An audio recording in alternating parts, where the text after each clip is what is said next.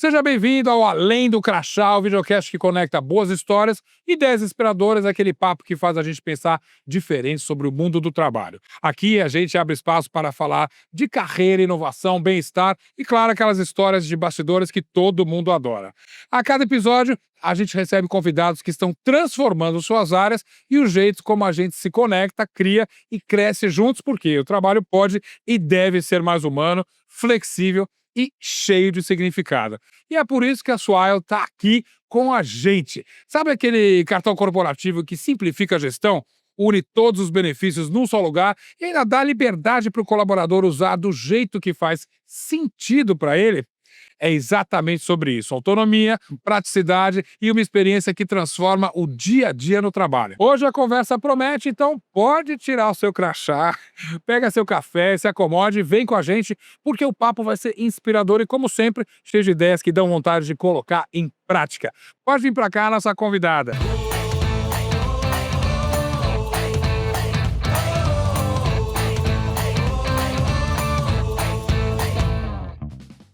Josi, super bem-vinda aqui. Sabe que a nossa conversa aqui não tem frescura, eu vou pedir para você tirar o crachá.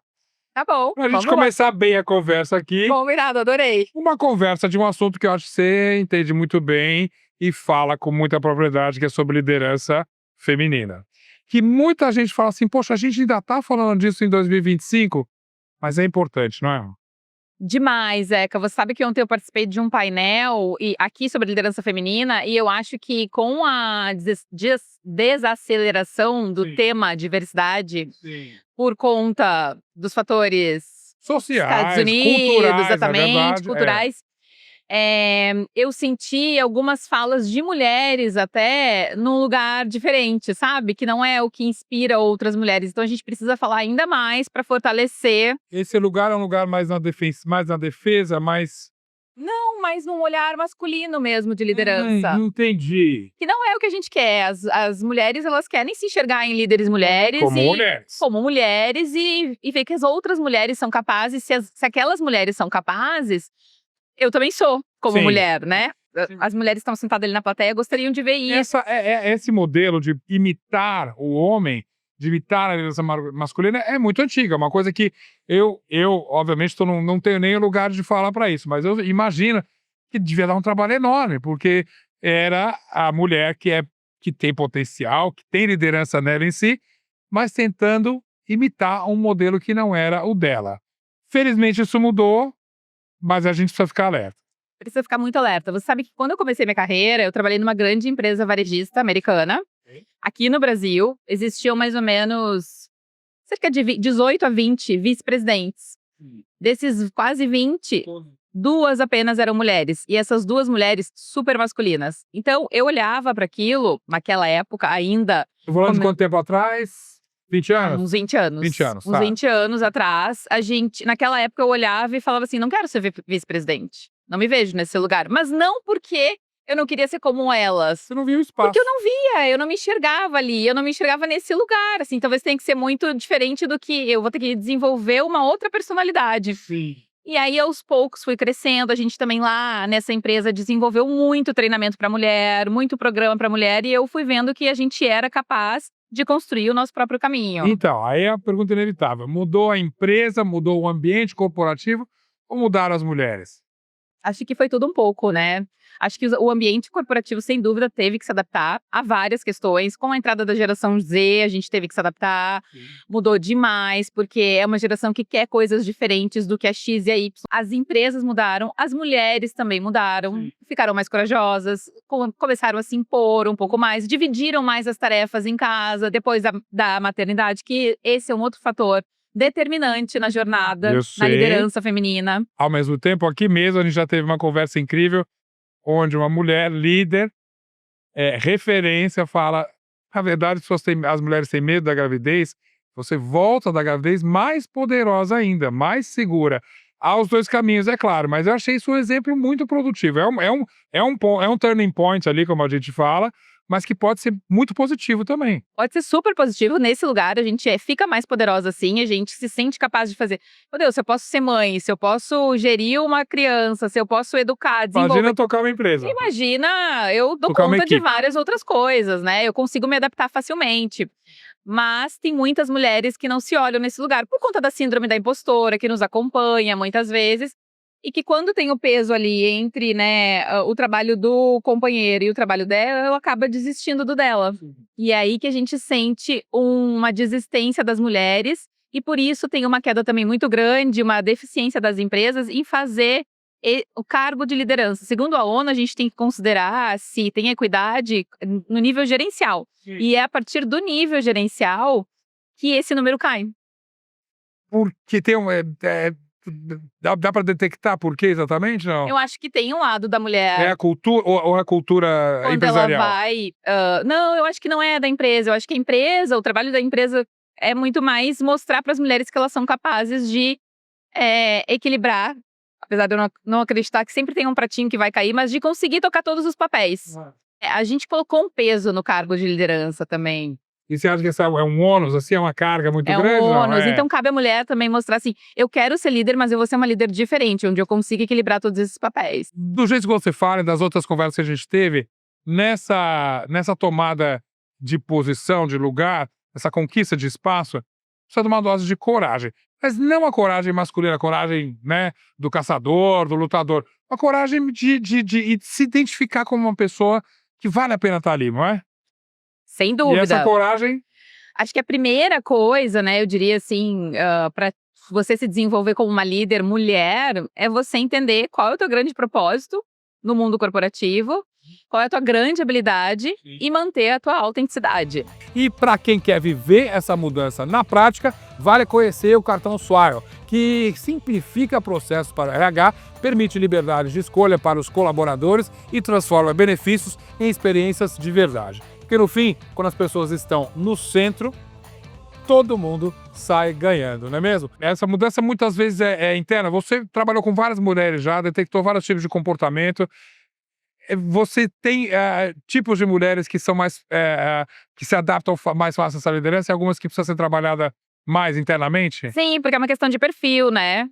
Com certeza, tem o público, o tipo de mulheres que se adaptam muito mais rapidamente, e tem as mulheres que têm um sofrimento um pouco maior nessa adaptabilidade, precisam se desenvolver em outros papéis e outras habilidades, competências mesmo, né? A gente falou também sobre o fato de buscar esse espaço, muitas vezes é por um caminho errado, o caminho da imitação.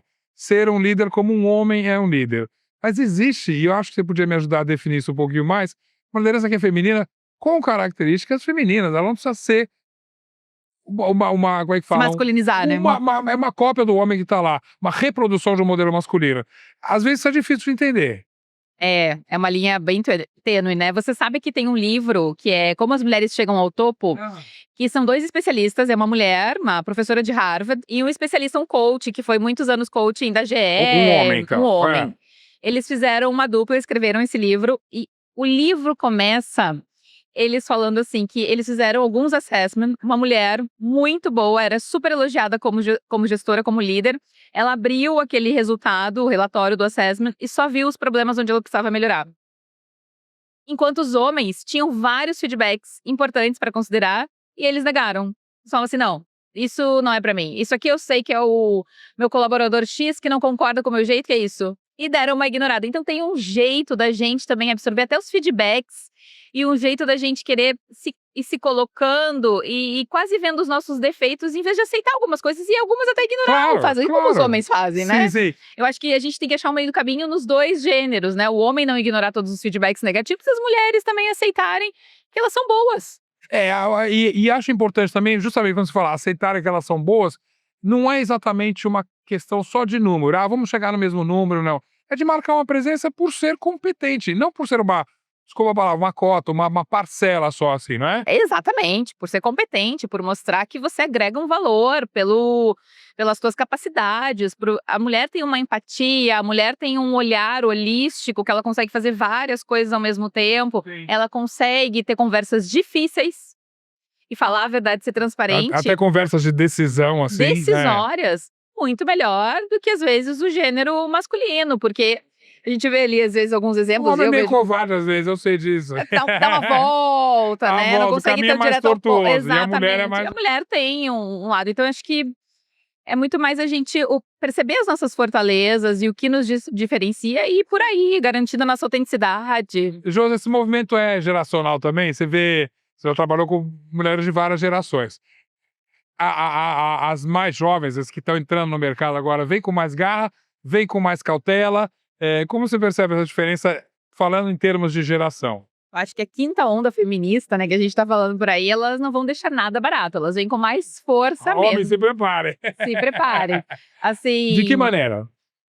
de pontuar, de falar na hora, de ser muito transparente, de mostrar ousadia também, de ter coragem. Por exemplo, eu, né, que tô há muito tempo nesse mercado corporativo, nesse meio corporativo, a gente meio que normalizava algumas ações de assédio, algumas lideranças tóxicas. Sim. Imagina, quando eu cheguei em casa, no meu primeiro trabalho, na primeira semana, meu pai falou assim: deixa eu te contar uma coisa, chefe sempre tem razão.